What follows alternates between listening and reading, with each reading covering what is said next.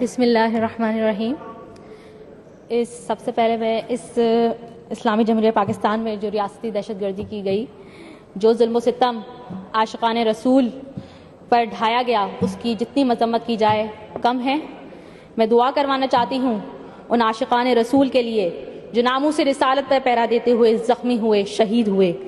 میں اس ایوان کے توسط سے وفاقی حکومت کے نمائندوں سے سوال کرتی ہوں کہ کس جواز کے تحت ٹی ایل پی کو کالعدم قرار دیا تھا؟ موجودہ وزیر اعظم، وزیر داخلہ، ان کے ملک سالمیت کے خلاف بیان آن ریکارڈ موجود ہے، تو کس لیے انہوں نے ہمارے ساتھ ہمارے کسی رہنما کا بیان میں چیلنج کرتی ہوں اسپیکر صاحب، ہمارے کسی رہنما کا ملک سالمیت کے خلاف بیان ریکارڈ پر موجود نہیں ہے۔ آپ لوگ، میں چیلنج کرتی ہوں اس بات کے لیے۔ ہماری تحریک لبیک پاکستان پرامن ہے، ہم نے کبھی بھی اپنے ساتھ ہوئی زیادتیوں پر کبھی بھی احتجاج نہیں کیا، لیکن ہم نے ہمیشہ حضور علیہ الصلوۃ والسلام کی ناموس پر یا ختم نبوت پر جب بھی حرف آیا، ہم نے ہمیشہ اس کے لیے، اس کے تحفظ کے لیے احتجاج کیا، اپنا پرامن احتجاج کیا، کیونکہ یہ ہر مسلمان پر فرض ہے۔ جس طریقے سے دین اسلام مہربانی جی